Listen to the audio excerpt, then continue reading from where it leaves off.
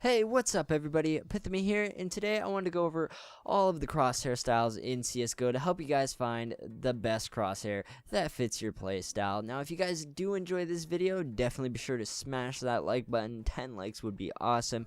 Your guys' support is always so amazing, and I just love it so much. Now, this video does go along with a video that I made yesterday on small crosshairs versus big crosshairs, so if you do want to check that out, you can go ahead and click the cue card up in the top right hand corner. But if you don't want to go watch that now, then you can click the annotation with the outro at the end of this video. So that's enough of that. Let's go ahead and actually hop into the video, and I'm gonna go ahead and show you guys, just really start off with the basics and show you guys each crosshair and then tell you guys about the good and the bad. So we're gonna go ahead and start in order, and of course start from crosshair style number 1, which I'll show you on screen right now. Now, this crosshair is mainly used by a pro from CLG. His name is Tarek, and I honestly didn't know about this crosshair until I saw him using it, and since he's been using it, and since more and more people have been using it, and even more pros started using it, a lot of YouTubers use it as well, so you probably have seen it around at least once or twice.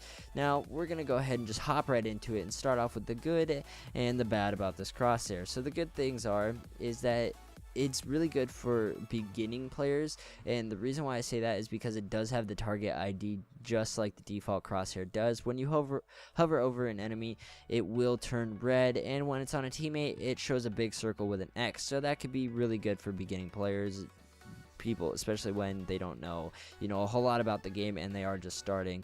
Now, it can be turned off with the console command shown on screen right about now, and I enjoy this aspect of the crosshair, that it can be turned on, can be turned off, and a lot of people don't really like it when it's on. I personally like it when it's on, but yeah.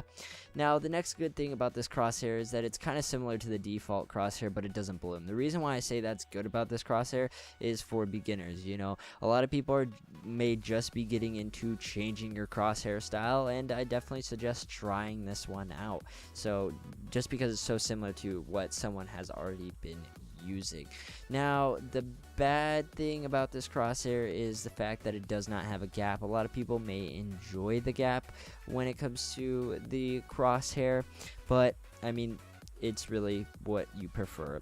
Now, another bad part about this crosshair is that the colors can be pretty faded. If you did not realize it while it was on screen, they can be pretty faded, so in some areas of certain maps it can be hard to see because they're not so vibrant and so just right in your face. But that's really all I got for crosshair style number 1. Now we're gonna hop into the second crosshair style, which is crosshair style number 2.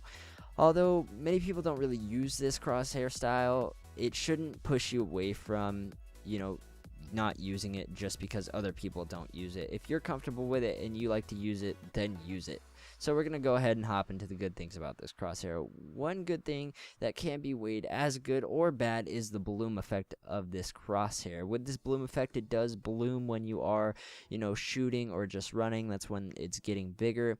Now, this bloom effect also does have little tiny dots coming out of your crosshair, showing your recoil or when you're jumping, when you hit the ground, things like that, and it really just gives you more feedback. It can be really good when you are, practicing tap firing, or even, just practicing pistols as a whole.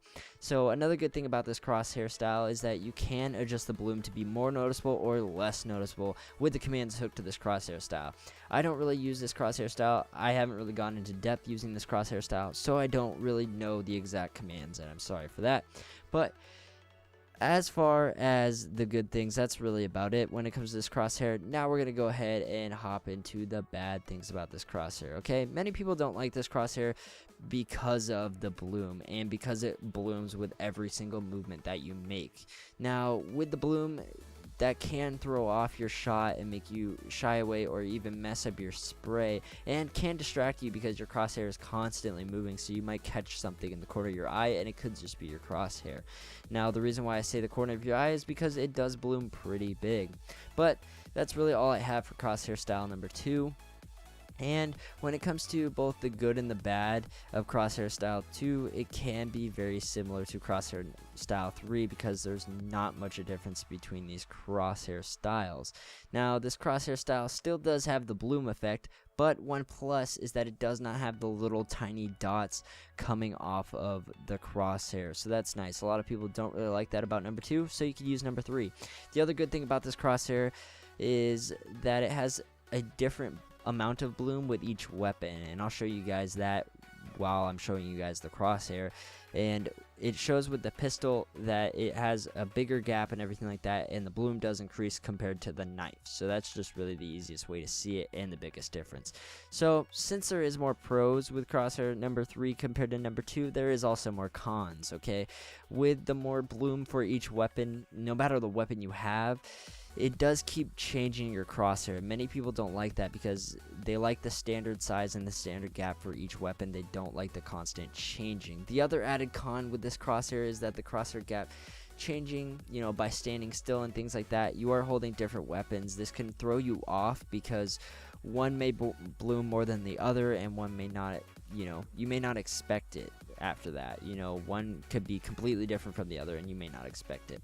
But that's really all I got for Crosshair Style number 3. Now let's go on to number 4. Crosshair Style number 4 is really the default crosshair for many people, and that is just because it's a static crosshair and it does not change with any gun, and you really don't have to worry about it moving or anything like that. And that really is one of the pros of this crosshair. Another good thing about this crosshair is that it is easy to get used to because it's not changing, and it's really the easiest crosshair, in my opinion, to work on your solid aim and to have a good spray because it's not moving all the time.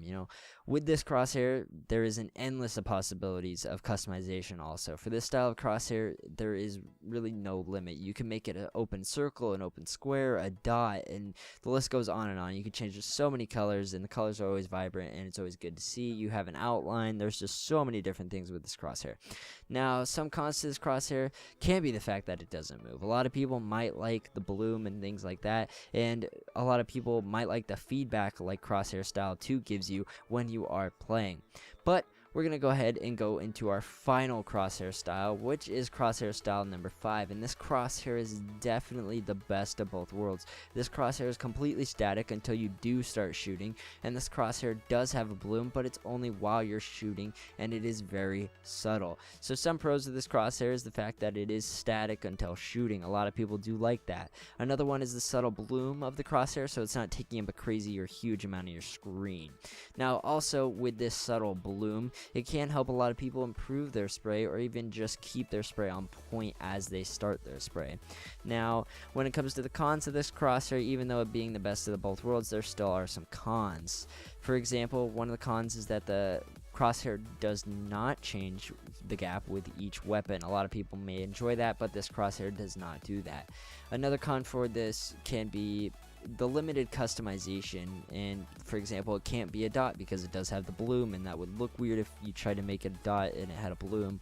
Yeah, it's just really weird, but it does have kind of a limited customization. Now, the final con for this crosshair is that the bloom does not change. Yes, the gap doesn't change, but the bloom doesn't change as well, and some people may not enjoy that aspect of the crosshair. So really, that's all the crosshair styles available in CSGO, and all of them have their own pros and own cons. I know this video is a little bit longer than other videos that I have, but there's a lot to cover. So my personal favorites for the crosshair styles is number 1, number 4, and number 5. Now overall, I really hope you guys enjoyed this video, and I hope it helped you guys out a little bit more, and I hope I provided you guys, some better options of the crosshair, and helped you guys find your perfect crosshair once more. So if you did enjoy this video, definitely be sure to drop a like down below. Your support's always phenomenal.